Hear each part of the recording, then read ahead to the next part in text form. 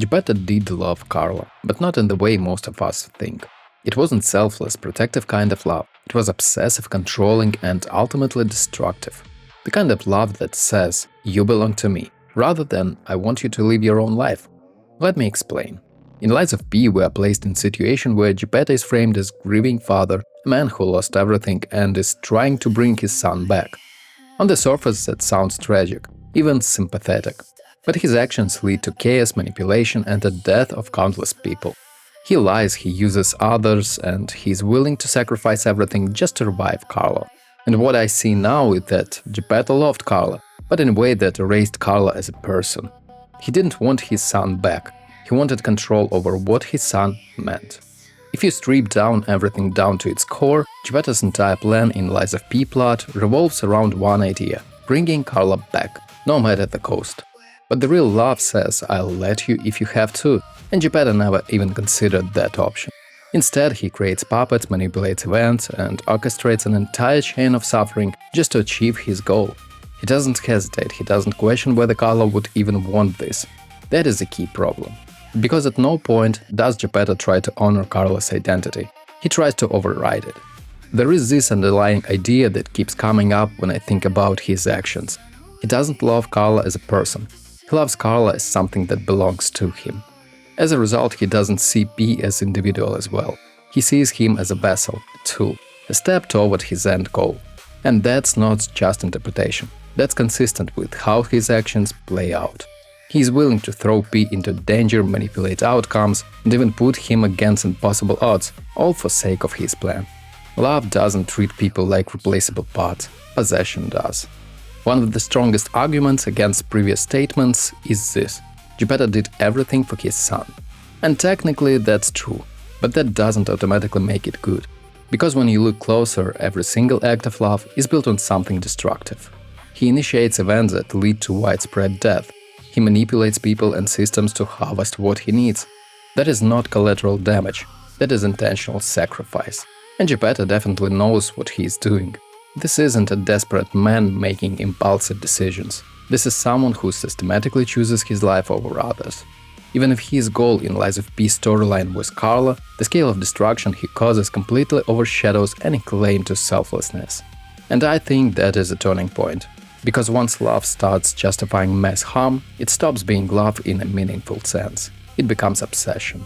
And obsession always has a pattern. It narrows your world until only the one thing matters, and everything else becomes expendable. I believe that is exactly what happens to Gepetto. In Lies of P, ending Gepetto calls P son, and actually apologizes. That can be considered as a proof that he genuinely loved, but I don't think so. Because a last-second apology doesn't undo a lifetime of choices. There is this idea that if someone shows emotion in the very end, it means they've changed. But that is not necessarily true. Sometimes it just means they are finally facing the consequences of what they have done. And I think that is exactly how Gepetto feels. Throughout most of the Lies of P story, he treats P as a means to an end. At times he even reduces him to something less than human, just a puppet fulfilling a role.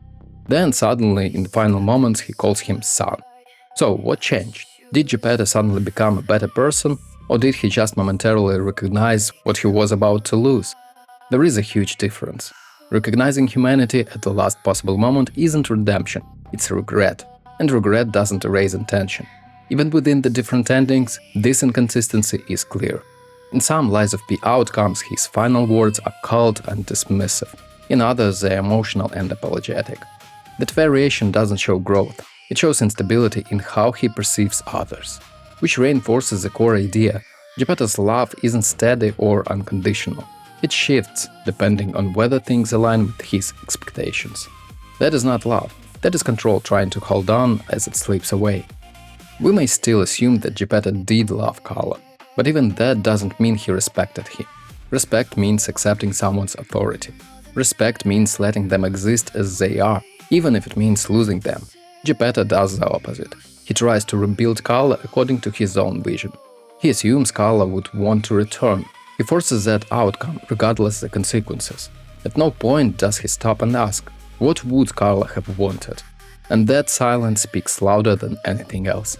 Because if Carlo mattered as a person, his will would matter too. But it doesn't. What matters is Gepetto's grief, Gepetto's desire, Gepetto's need to fix what was lost. And that is where the illusion breaks, because love that ignores the other person's agency isn't love, it's projection. He isn't bringing Carlo back for Carlo, he is doing it for himself. When I stepped back and looked at everything, the Lies of P story stops being about whether Gepetto loved Carlo and starts being about why he couldn't let him go. Because grief is natural, waiting someone back is human, but there is a line between remembering someone and trying to control reality to undo their loss. Gepetto in Lies of P crosses that line completely, and once he does, everything else follows. The manipulations, the distraction, the emotional detachment. It all stems from one refusal – acceptance. He is not a villain who hates, he's a man who loves, but in a way that destroys everything around him.